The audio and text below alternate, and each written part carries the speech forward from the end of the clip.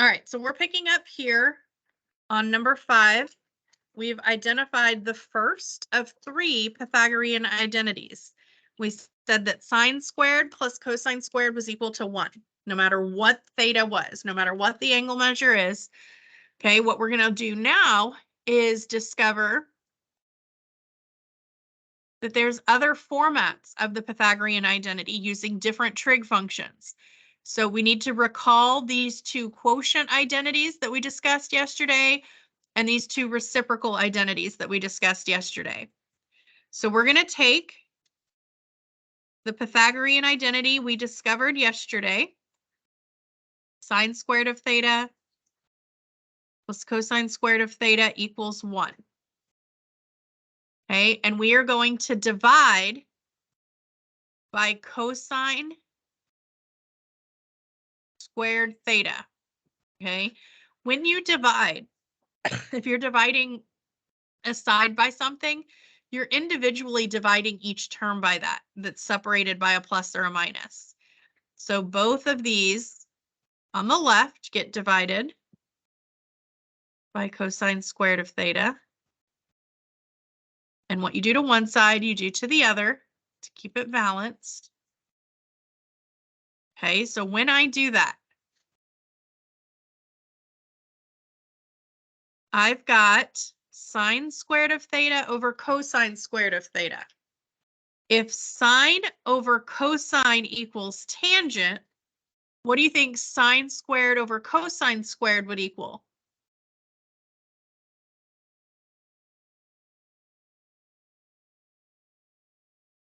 Sine over cosine is tangent. Sine squared over cosine squared would be tangent squared. Okay, so I substitute that. Then there's a plus. Anything divided by itself is what? 1. And if 1 over cosine is secant, 1 over cosine squared would be secant squared. So these quotient and reciprocal identities, these are true no matter what the power is, as long as they're all the same power. Does that make sense? So this is another format of the Pythagorean identity using tangent and secant instead of sine and cosine. So far, so good? Okay, so part B wants us to do the same thing, except this time they want us to divide both sides by sine squared of theta. So I've got my original sine squared theta plus cosine squared theta equals 1. And I'm going to divide everything by sine squared theta.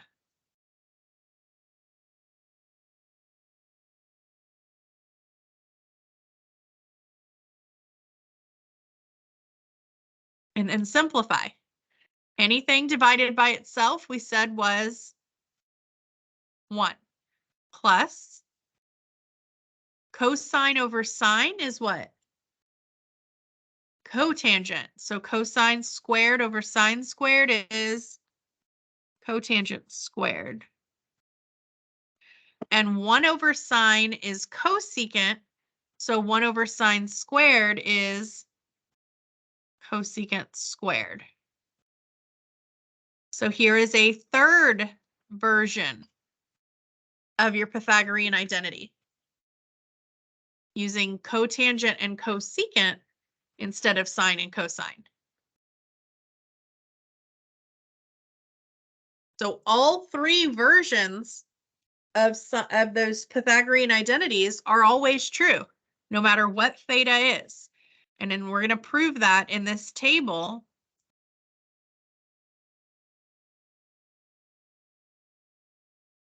I'm going to get just a little bit of a thicker line here to separate the table a little bit.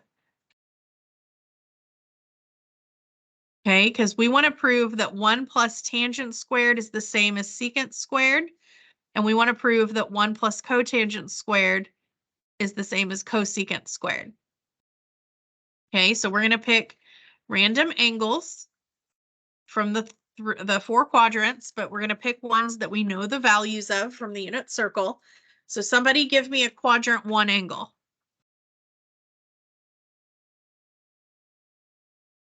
Okay, so if I test 45 degrees, if you need a visual, get yourself a visual. 45 degrees, or get out your unit circle and look at it. At 45 degrees, the ordered pair is root 2 over 2, root 2 over 2. Remember, that's cosine and sine. And what's tangent there? 1. Okay, so that's on your unit circle. So if I want to do 1 plus tangent squared, well, the tangent value there is 1. So I'm doing 1 plus 1 squared. What's 1 squared? So 1 plus 1 is, so that comes out to 2. Secant squared. I don't see secant, but I know secant's the reciprocal of what?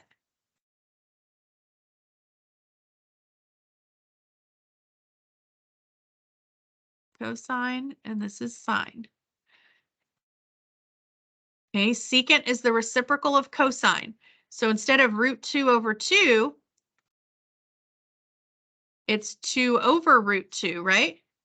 For secant, we are squaring that. When you square a fraction, you square both the top and the bottom. So what's 2 squared? And what's root 2 squared?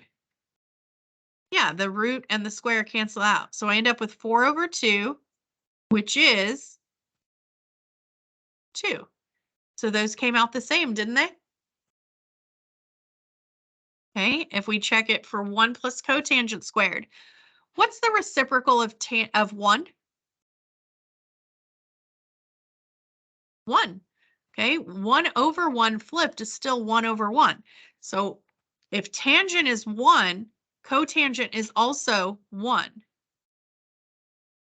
So you're doing the same thing there and you're getting 2 again.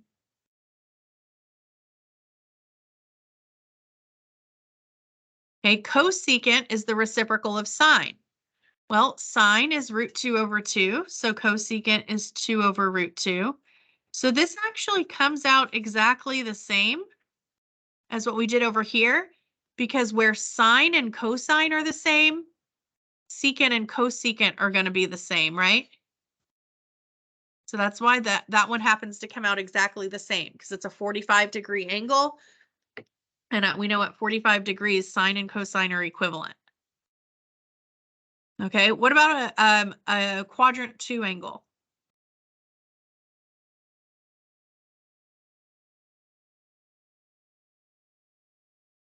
Okay, good. So 150, that's your 30-degree reference angle in quadrant 2, right? This is 30 degrees then. So at your 30-degree reference angle, cosine is root 3 over 2, sine is 1/2, but we're in quadrant 2, so cosine's negative. And what's tangent there? At a 30-degree reference angle, tangent is root 3 over 3. And because we're in quadrant 2, tangent is negative. All right, so 1 plus tangent squared. So 1 plus, okay, tangent is root 3 over 3. Now, the fact that it's negative actually doesn't matter, because when we square a negative, it just turns positive. So the negative really doesn't matter, but the fraction, the numerator and denominator both get squared. So 3 squared, or excuse me, root 3 squared is just 3, right? What's 3 squared? Yeah, 9. So 3 over 9, that's 1/3, isn't it? So this comes out to 1/3. 1 plus 1/3 would be 4/3. Y'all agree? Okay. Then for secant, secant we said is the reciprocal of cosine. Cosine is root 3 over 2. So the reciprocal is 2 over root 3.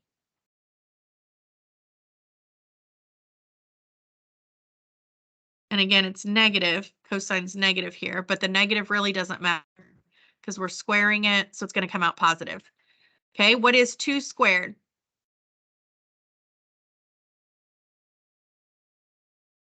And what is root 3 squared? Just 3. So we got 4/3 for both of those? Checks out. That's good. Okay, 1 plus cotangent squared. Again, if tangent was root 3 over 3, what's the reciprocal of that? But we learned back when we did the unit circle originally, you can do 3 over root 3, but that's kind of excessive. It simplifies down to just root 3, doesn't it? Remember, when you have a radical, its reciprocal is just that radical over that number. So same thing with root 2 is the reciprocal of root 2 over 2. Okay, so we did it here by doing 2 over root 2. But if we had just done it as root 2, that would have been a little quicker to answer, wouldn't it have? So now that I've reminded you of that rule, let's just use root 3. Okay, the reciprocal of root 3 over 3 is just root 3. So we've got 1 plus negative root 3 squared. That's going to come out positive, and that's just going to be a 3, isn't it? Plus 1 is 4. Okay, cosecant is the reciprocal of sine. Sine is 1/2. What's the reciprocal of 1/2? So 2 squared is 4. So those came out the same as well. Oh, I was supposed to be doing that side in orange. Oops. Does this make sense, guys? I'm going to save us some time because I feel like you're getting the hang of it, filling in these tables. We're not going to go through and check 2 more angles. I think that's good. If you want to check 2 more on your own and make sure you've got the hang of it, you can.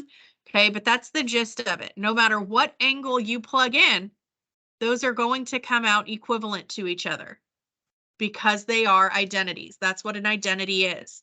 And the left and the right side are equal no matter the value that you plug in for theta or x or whatever your variable is. Good? Okay, so that's Pythagorean theorem used to create trig identities. And then we learned 3 versions of Pythagorean trig identities.